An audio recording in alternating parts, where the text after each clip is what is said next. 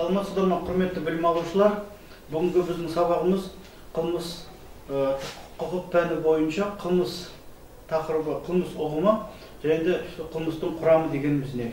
Қылмыс ұғымы және де қылмыстың құрамы дегеніміз не? Қылмыстық кодексте 11-ші бап.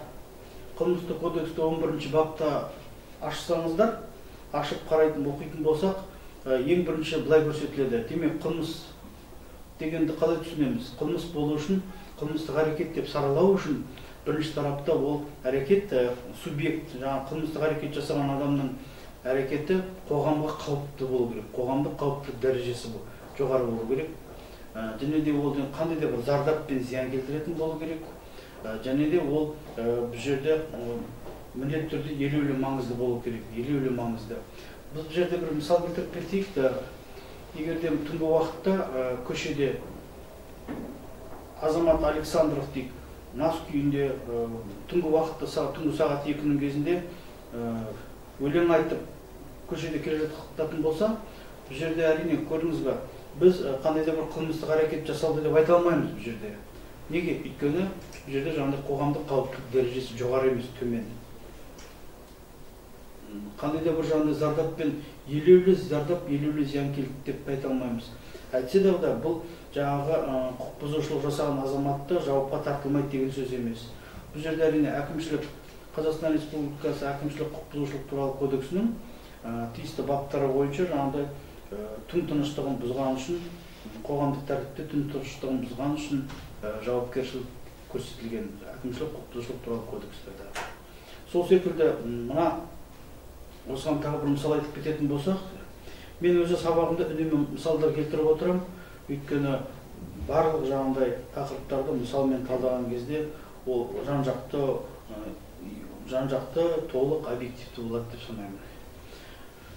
Егерден көрдіңіз бе, бір лауазым иесі, да, мемлекеттік қызметкер пара әрекеті дейді, пара алатын болса,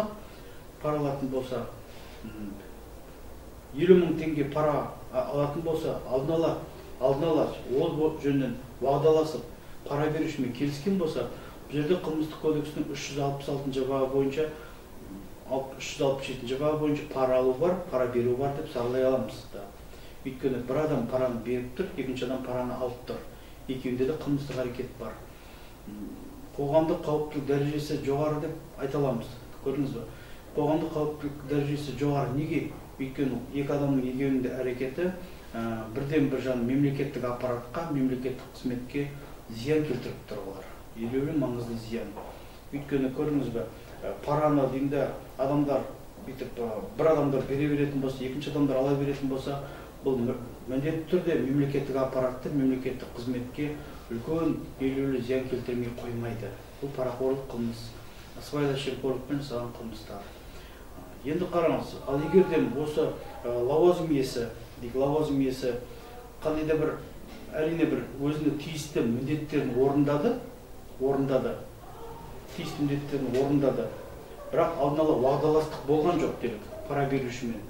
Сөйте тұра жаңағыдай ол өзінің міндеттерін орындады, ал енді пара беруші адам өзі жаңағыдай уағдаластық болмаса да өзінің тарапынан бір 30 мың, 40 мың, 50 мың теңге ақша беріп отыр. Сол кезде сол берілген сыйақыны лауазым иесі қабылдап алатын болса, сол сәттен бастап бұл жерде де қылмыстық әрекет бар деп айта аламыз. Бұнда да қылмыстық қауіптілік дәрежесі жоғары бұл жерде де.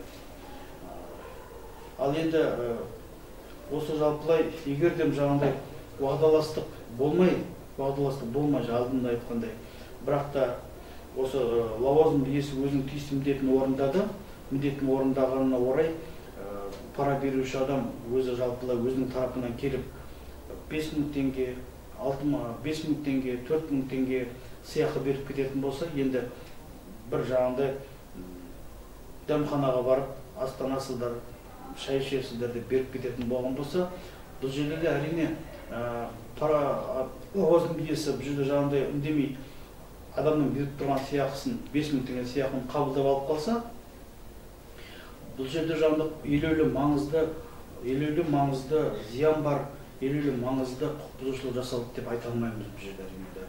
Бұл жерде қылмыстық әрекетке кылмыстык жауаптылыкка биз тарта алмайбыз. Пара алган адамды, сыйакы алган адамды. Айтса дагы бул жерде баары бир лауазым ээси жауаптылыкка тартылмайт деген сөз эмес. Міндетті түрде бұл жерде жауаптылық бар. Әкімшілік құқық бұзушылық туралы кодекстің 679 бабы бойынша жауаптылық көрсетіледі. Енді ескеретін, кешіріңіз, 678 бабы бойынша жауаптылық көрсетіледі. Енді ескеретін жағдай, көрдіңіз, неге қылмыстық емес, неге әкімшілік деген сұрақ туындайды ғой. Осы жерде де біз айта кетуіміз керекпіз.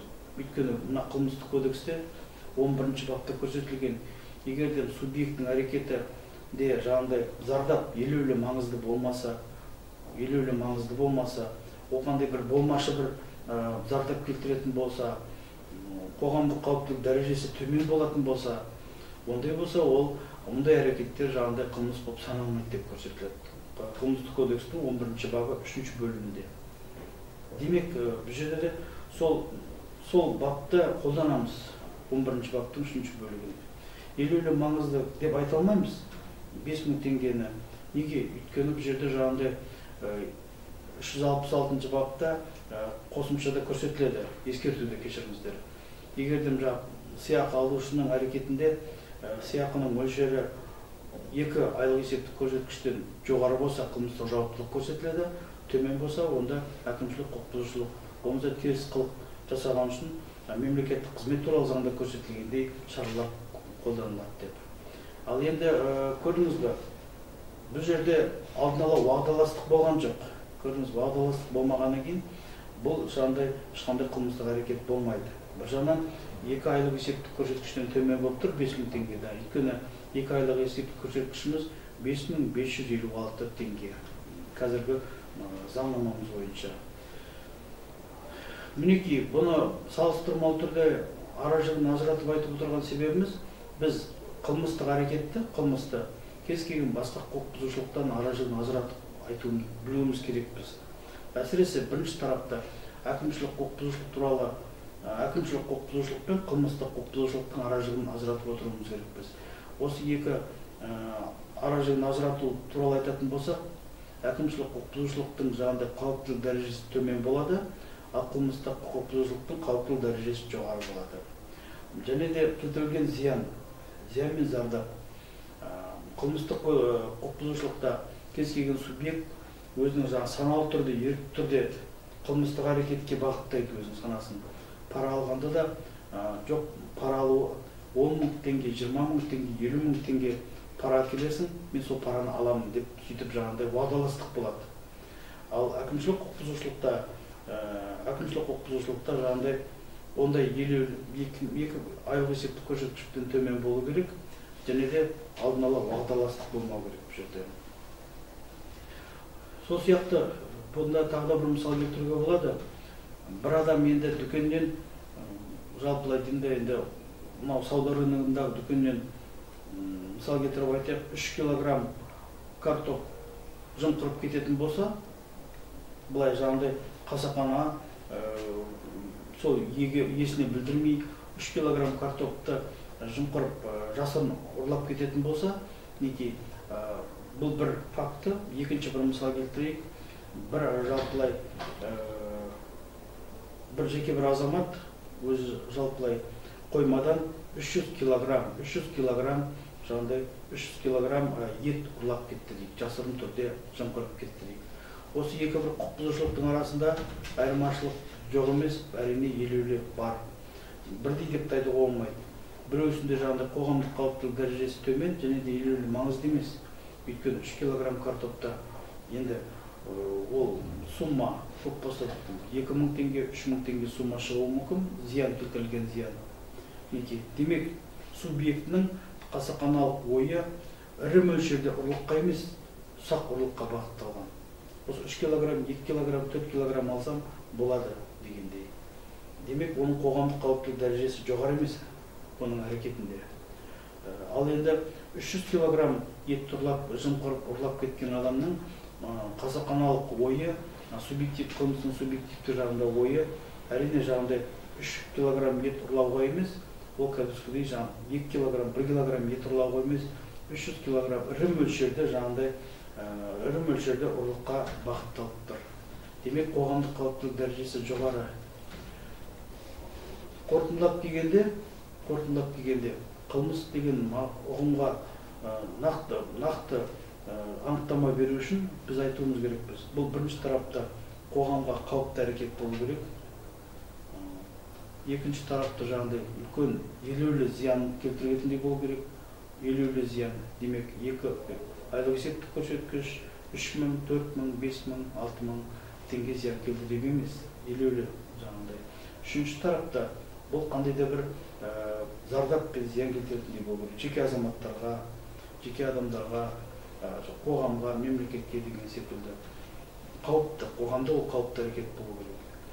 Егер көрдіңіз бе, мысалы үшін қоғамда қолына бір қандай да бір тапанша, суық қаруды алып жүрген адам қоғамдық орында, ол әрине қоғамға қауіпті әрекеті. Я болмаса есірткі заттарды, психотропты заттарды тасымалдайтын болса, бір адам сататын болса, басқа бір адамдарға, кәмелетке толмағандарға пайдалануға, тұтынуға беретін болса, бұл да ол субъектінің әрекеті қоғамдық қауіптілік дәрежесі жоғары бір жерде.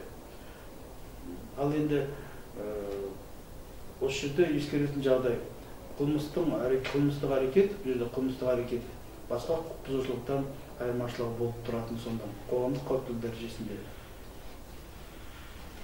Енді біз көрдіңіз бе, және де қылмыстың құрамы дедік қой. Осы қылмысты тағы да анықтау үшін, біз міндетті түрде қылмысты анықтау үшін біз жаңағыдай қылмыстың құрамын білуіміз керек болды. Қылмыстың құрамы. Демек, қылмыстың өзі құрам болады. Қылмыстың құрамы 4 элементтен тұрады. 4 элементтен қылмыстың объектісі, объективтік жағы, субъектісі, субъективтік жағы. Біз енді бұл тақырыпқа келесі сабағымызда тоқтаймыз. Қазір енді рұқсат етсеңіздер, мен бүгін лекциямды тамамдап келе жатырмын. Енді тапсырма бергім келіп отыр. Тапсырмалар жинағынан, алдыңғы сабағымда көрсеттім, тапсырмалар жинағынан 5-ші, 6-ші, 7-ші, 5-ші, 6-ші, 7-ші осы 3 тапсырманы оқып, талдап, қылмыстық кодекспен шешіп үйрену керек. 5-ші, 6-ші, 7-ші. Және де қылмыстық кодексте бізде 10-ші бап бар, 11-ші бап. 10-ші, 11-ші бапты, 12-ші бап. 10-11-12. Әсіресе 11-ші бапта біз диспозиция соңшыны ережеге зер салатын болсақ, қоғамдық қауіптілік дәрежесі деген сөз тұр ғой, соған біз мән беруіміз керекпіз. Үшінші, үйге тапсырма былай. Нақты айтқанда, қоғамдық қауіптілік дәрежесі, қоғамдық қауіптілік дегенді біз қалай түсінеміз? Қоғамдық қауіптіліктің былай, қоғамдық қауіптіліктің басқадай қауіптіліктен айырмашылығы қандай аражігін ажырата білу. Үйге тапсырма осындай. Құрметті білім алушылар, тағы да мен айтып кеткім келіп отыр, алдыңғы сабағымызда да айтқанбыз. Біз қылмыстық кодекспен жұмыс істеген кезде ең басты мақсат әрбір статьяларға зер қойып, тиянақты оқып, тиянақты талдап, тиянақты жаңағыдай ой жүгіртіп жұмыс істеп үйренуіміз керекпіз. Көп рахмет.